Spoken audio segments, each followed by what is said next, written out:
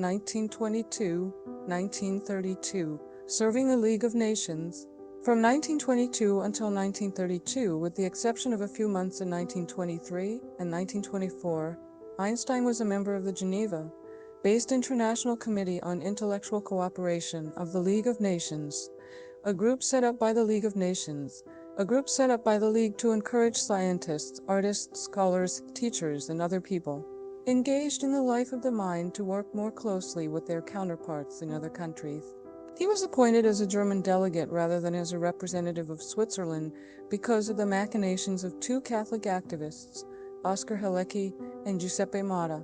By persuading Secretary General Erich Drummond to deny Einstein the place on the committee reserved for a Swiss thinker, they created an opening for Gonzague de Reynold, who used his League of Nations position as a platform from which to promote traditional Catholic doctrine. Einstein's former physics professor Hendrik Lorentz and the Polish chemist Marie Curie were also members of the committee. 1925, touring South America. In March and April 1925, Einstein and his wife visited South America, where they spent about a week in Brazil, a week in Uruguay, and a month in Argentina. Their tour was suggested by George Duclos, 1856-1927, and Mauricio Nierenstein, 1877-1935, with the support of several Argentine scholars, including Julio Rey Pastor, Jacob Laub, and Leopoldo Lugones, and was financed primarily by the Council of the University of Buenos Aires and the Asociación Hebraica Argentina, Argentine Hebraic Association, with a smaller contribution from the Argentine Germanic Cultural Institution. 1930-1931. Touring the U.S. In December 1930, Einstein began another significant sojourn in the United States, drawn back to the U.S. by the offer of a 2-month research fellowship at the California Institute of Technology. Caltech supported him in his wish that he should not be exposed to quite as much attention from the media as he had experienced when visiting the U.S. in 1921, and he therefore declined all the invitations to receive prizes or make speeches that his admirers poured down upon him. But he remained willing to allow his fans at least some of the time with him that they requested.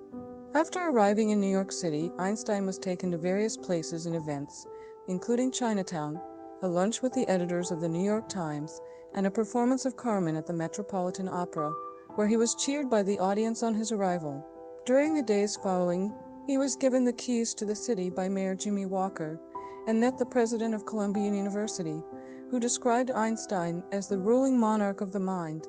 Harry Emerson Fosdick, pastor at New York's Riverside Church, gave Einstein a tour of the church and showed him a full-size statue that the church made of Einstein standing at the entrance. Also during his stay in New York, he joined a crowd of 15,000 people at Madison Square Garden during a Hanukkah celebration. Einstein next traveled to California, where he met Caltech president and Nobel laureate Robert A. Millikan. His friendship with Millikan was awkward, as Millikan had a penchant for patriotic militarism, where Einstein was a pronounced pacifist. During an address to Caltech students, Einstein noted that science was often inclined to do more harm than good.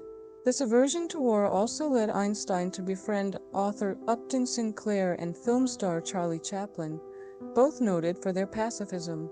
Carl Immel, head of Universal Studios, gave Einstein a tour of his studio and introduced him to Chaplin. They had an instant rapport, with Chaplin inviting Einstein and his wife, Elsa, to his home for dinner. Chaplin said, Einstein's outward persona, calm and gentle, seemed to conceal a highly emotional temperament, from which came his extraordinary intellectual energy. Chaplin's film, City Lights, was to premiere a few days later in Hollywood, and Chaplin invited Einstein and Elsa to join him as his special guests. Walter Isaacson, Einstein's biographer, described this as one of the most memorable scenes in the new era of celebrity. Chaplin visited Einstein at his home on a later trip to Berlin and recalled his modest little flat and the piano at which he had begun writing his theory. Chaplin speculated that it was possibly used as kindling wood by the Nazis. 1933, emigration to the U.S. In February 1933, while on a visit to the United States, Einstein knew he could not return to Germany with the rise to power of the Nazis under Germany's new chancellor, Adolf Hitler.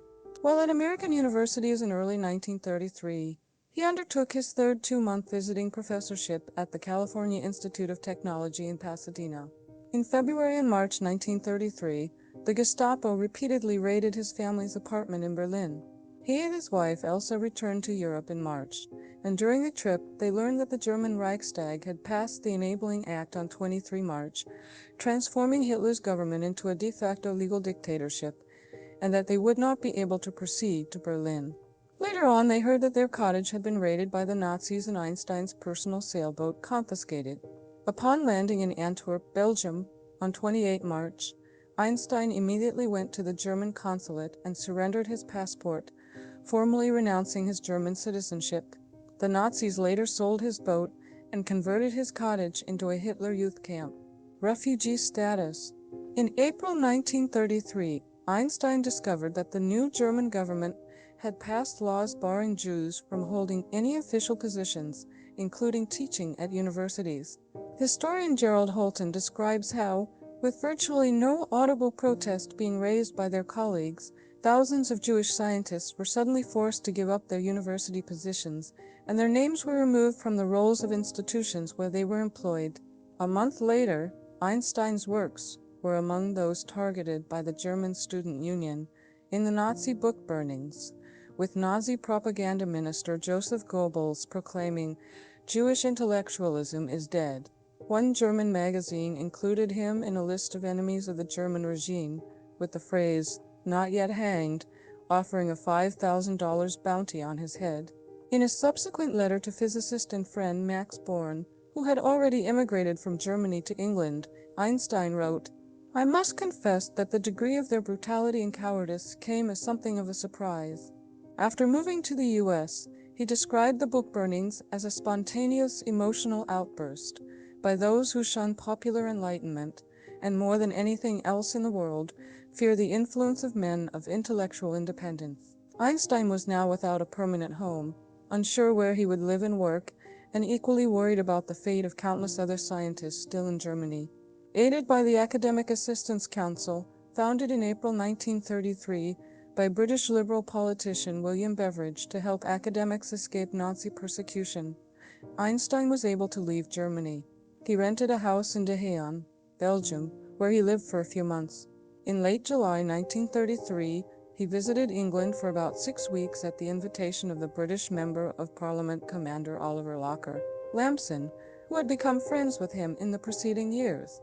Lamson invited him to stay near his Cromer home in a secluded wooden cabin on Rotten Heath in the parish of Roughton, Norfolk. To protect Einstein, Lamson had 2 bodyguards watch over him. A photo of them carrying shotguns and guarding Einstein was published in the Daily Herald on 24 July 1933. Lamson took Einstein to meet Winston Churchill at his home, and later Austen Chamberlain and former Prime Minister Lloyd George. Einstein asked them to help bring Jewish scientists out of Germany. British historian Martin Gilbert notes that Churchill responded immediately and sent his friend physicist Frederick Lindemann to Germany to seek out Jewish scientists and place them in British universities. Churchill later observed that, as a result of Germany having driven the Jews out, they had lowered their technical standards and put the Allies' technology ahead of theirs. Einstein later contacted leaders of other nations, including Turkey's Prime Minister, İsmet İnönü, to whom he wrote in September 1933, requesting placement of unemployed German Jewish scientists. As a result of Einstein's letter, Jewish invitees to Turkey eventually totaled over 1,000 saved individuals. Lamson also submitted a bill to Parliament to extend British citizenship to Einstein, during which period Einstein made a number of public appearances describing the crisis brewing in Europe. In one of his speeches, he denounced Germany's treatment of Jews, while at the same time he introduced a bill promoting Jewish citizenship in Palestine, as they were being denied citizenship elsewhere. In his speech, he described Einstein as a citizen of the world who should be offered a temporary shelter in the UK. Both bills failed, however, and Einstein then accepted an earlier offer from the Institute for Advanced Study in Princeton, New Jersey, to become a resident scholar. Resident scholar at the Institute for Advanced Study, on 3 October 1933, Einstein delivered a speech on the importance of academic freedom before a packed audience at the Royal Albert Hall in London, with the Times reporting he was wildly cheered throughout. 4 days later, he returned to the U.S. and took up a position at the Institute for Advanced Study, noted for having become a refuge for scientists fleeing Nazi Germany. At the time, most American universities, including Harvard, Princeton, and Yale, had minimal or no Jewish faculty or students as a result of their Jewish quotas, which lasted until the late 1940s. Einstein was still undecided on his future. He had offers from several European universities, including Christ Church, Oxford, where he stayed for 3 short periods between May 1931 and June 1933, and was offered a 5-year research fellowship called a studentship at Christ Church. But in 1935, he arrived at the decision to remain permanently in the United States and apply for citizenship. Einstein's affiliation with the Institute for Advanced Study would last until his death in 1955. He was one of the 4 first selected, along with John von Neumann, Kurt Gödel, and Hermann Weyl, at the new institute. He soon developed a close friendship with Gödel. The two would take long walks together discussing their work. Beria Kaufmann, his assistant, later became a physicist. During this period, Einstein tried to develop a unified field theory and to refute the accepted interpretation of quantum physics, both unsuccessfully. He lived in Princeton, at his home from 1935 onwards. The Albert Einstein House was made a National Historic Landmark in 1976. World War I and the Manhattan Project. In 1939, a group of Hungarian scientists that included emigrated physicist Leo Szilard attempted to alert Washington to ongoing Nazi atomic bomb research. The group's warnings were discounted. Einstein and Szilard, along with other refugees such as Edward Teller and Eugene Wigner, regarded it as their responsibility to alert Americans to the possibility that German scientists might win the race to build an atomic bomb, and to warn that Hitler would be more than willing to resort to such a weapon. To make certain the U.S. was aware of the danger, in July 1939, a few months before the beginning of World War I in Europe, Szilard and Wigner visited Einstein to explain the possibility of atomic bombs, which Einstein, a pacifist, said he had never considered. He was asked to lend his support by writing a letter, with Szilard, to President Roosevelt, recommending the U.S. pay attention and engage in its own nuclear weapons research. The letter is believed to be arguably the key stimulus for the U.S. adoption of serious investigations into nuclear weapons on the eve of the U.S. entry into World War I. In addition to the letter, Einstein used his connections with the Belgian royal family and the Belgian Queen Mother to get access with a personal envoy to the White House's Oval Office. Some say that, as a result of Einstein's letter and his meetings with Roosevelt, the U.S. entered the race to develop the bomb, drawing on its immense material, financial, and scientific resources to initiate the Manhattan Project. For Einstein, war was a disease, and he called for resistance to war. By signing the letter to Roosevelt, some argue he went against his pacifist principles. In 1954, a year before his death, Einstein said to his old friend Linus Pauling, "I made one great mistake in my life. When I signed the letter to President Roosevelt recommending that atom bombs be made, but there was some justification, the danger that the Germans would make them." In 1955, Einstein and 10 other intellectuals and scientists, including British philosopher Bertrand Russell, signed a manifesto highlighting the danger of nuclear weapons. In 1960, Einstein was included posthumously as a charter member of the World Academy of Art and Science, WIAS, an organization founded by distinguished scientists and intellectuals who committed themselves to the responsible and ethical advances of science, particularly in light of the development of nuclear weapons. Citizenship. Einstein became an American citizen in 1940. Not long after settling into his career at the Institute for Advanced Study in Princeton, New Jersey, he expressed his appreciation of the meritocracy in American culture compared to Europe. He recognized the right of individuals to say and think what they pleased without social barriers. As a result, individuals were encouraged, he said, to be more creative, a trait he valued from his early education. Einstein joined the National Association for the Advancement of Colored People (NAACP) in Princeton, where he campaigned for the civil rights of African Americans. He considered racism America's worst disease, seeing it as handed down from one generation to the next. As part of his involvement, he corresponded with civil rights activist W.A.B. Du Bois and was prepared to testify on his behalf during his trial in 1951. When Einstein offered to be a character witness for Du Bois, the judge decided to drop the case. In 1946, Einstein visited Lincoln University in Pennsylvania, a historically black college, where he was awarded an honorary degree. Lincoln was the first university in the United States to grant college degrees to African Americans. Alumni include Langston Hughes and Thurgood Marshall. Einstein gave a speech about racism in America, adding, "I do not intend to be quiet about it." A resident of Princeton recalls that Einstein had once paid the college tuition for a black student. Einstein has said, "Being a Jew myself, perhaps I can understand and empathize with how black people feel as victims of discrimination." Personal views. Political views. In 1918, Einstein was one of the founding members of the German Democratic Party, a liberal party. Later in his life, Einstein's political view was in favor of socialism and critical of capitalism, which he detailed in his essays such as Why Socialism? His opinions on the Bolsheviks also changed with time. In 1925, he criticized them for not having a well-regulated system of government and called their rule a regime of terror and a tragedy in human history. He later adopted a more moderated view, criticizing their methods but praising them, which is shown by his 1929 remark on Vladimir Lenin. In Lenin, "I honor a man who, in total sacrifice of his own person, has committed his entire energy to realizing social justice. I do not find his methods advisable." One thing is certain, however, men like him are the guardians and renewers of mankind's conscience. Einstein offered and was called on to give judgments and opinions on matters often unrelated to theoretical physics or mathematics. He strongly advocated the idea of a democratic global government that would check the power of nation-states in the framework of a world federation. He wrote, "I advocate world government because I am convinced that there is no other possible way of eliminating the most terrible danger in which man has ever found himself."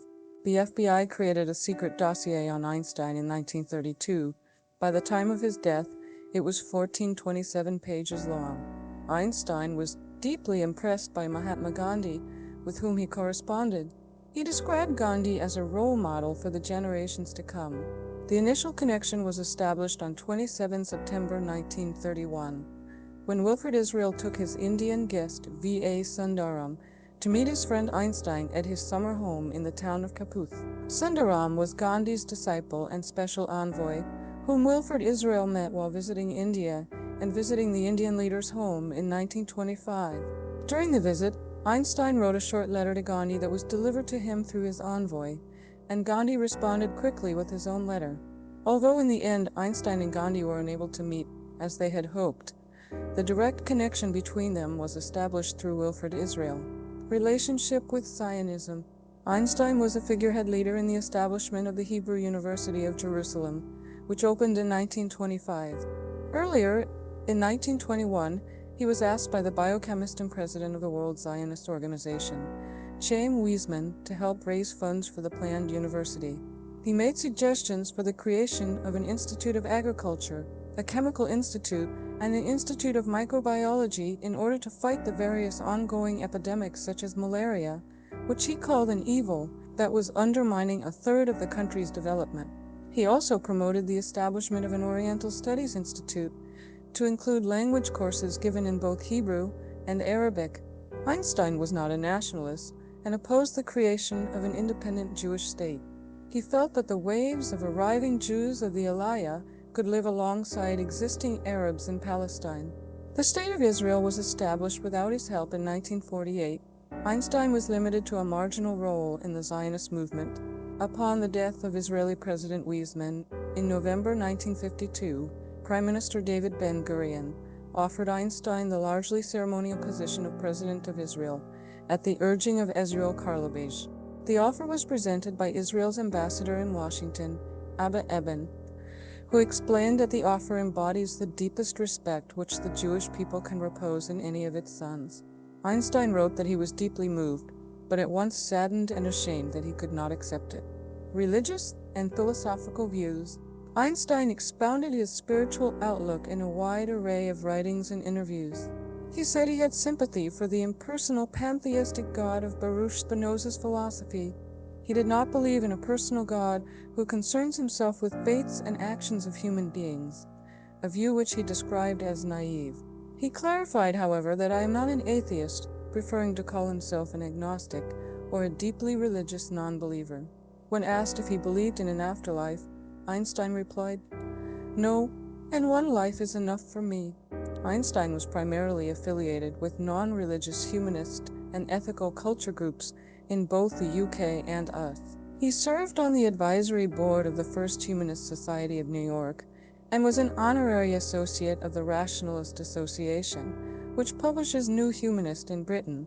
For the 75th anniversary of the New York Society for Ethical Culture, he stated that the idea of ethical culture embodied his personal conception of what is most valuable and enduring in religious idealism. He observed, "Without ethical culture, there is no salvation for humanity." In a German-language letter to philosopher Erich Gutkind, dated 3 January 1954, Einstein wrote, "The word God is for me nothing more than the expression and product of human weaknesses. The Bible, a collection of honorable, but still primitive legends, which are nevertheless pretty childish. No interpretation, no matter how subtle, can, for me, change this. For me, the Jewish religion, like all other religions, is an incarnation of the most childish superstitions, and the Jewish people to whom I gladly belong, and with whose mentality I have a deep affinity, have no different quality for me than all other people. I cannot see anything chosen about them." Einstein had been sympathetic toward vegetarianism for a long time. In a letter in 1930 to Hermann Huth, vice president of the German Vegetarian Federation, Deutsche Vegetarier Bund, he wrote, "Although I have been prevented by outward circumstances from observing a strictly vegetarian diet, I have long been an adherent to the cause and principle. Besides agreeing with the aims of vegetarianism for aesthetic and moral reasons, it is my view that a vegetarian manner of living by its purely physical effect on the human temperament would most beneficially influence the lot of mankind." He became a vegetarian himself, only during the last part of his life. In March 1954, he wrote in a letter, "So I am living without fats, without meat, without fish, but I'm feeling quite well this way. It almost seems to me that man was not born to be a carnivore." Love of music. Einstein developed an appreciation for music at an early age. In his late journals, he wrote, "If I were not a physicist, I would probably be a musician. I often think in music. I live my daydreams in music. I see my life in terms of music. I get most joy in life out of music." His mother played the piano reasonably well and wanted her son to learn the violin, not only to instill in him a love of music, but also to help him assimilate into German culture. According to conductor Leon Botstein, Einstein began playing when he was 5. However, he did not enjoy it at that age. When he turned 13, he discovered the violin sonatas of Mozart, whereupon he became enamored of Mozart's compositions and studied music more willingly. Einstein taught himself to play without ever practicing systematically. He said that love is a better teacher than a sense of duty. At the age of 17, he was heard by a school examiner in Ural while playing Beethoven's violin sonatas. The examiner stated afterward that his playing was remarkable and revealing of great insight. "What struck the examiner," writes Botstein, "was that Einstein displayed a deep love of the music, a quality that was and remains in short supply. Music possessed an unusual meaning for this student. Music took on a pivotal and permanent role in Einstein's life from that period on." Although the idea of becoming a professional musician himself was not on his mind at any time, among those with whom Einstein played chamber music were a few professionals, including Kurt Applebaum, and he performed for private audiences and friends. Chamber music had also become a regular part of his social life while living in Bern, Zurich, and Berlin, where he played with Max Planck and his son, among others. He is sometimes erroneously credited as the editor of the 1937 edition of the Kochel Catalogue of Mozart's work. That edition was prepared by Alfred Einstein, who may have been a distant relation. In 1931, while engaged in research at the California Institute of Technology, he visited the Zollner Family Conservatory in Los Angeles, where he played some of Beethoven and Mozart's works with members of the Zollner Quartet. Near the end of his life, when the young Juilliard Quartet visited him in Princeton, he played his violin with them, and the quartet was impressed by Einstein's level of coordination and intonation. Hey everyone, I hope you enjoyed the video. If you did, please don't forget to give it a thumbs up, subscribe to the channel, and ring that bell to stay updated on all our latest content. Thanks so much for watching, and I'll see you in the next one.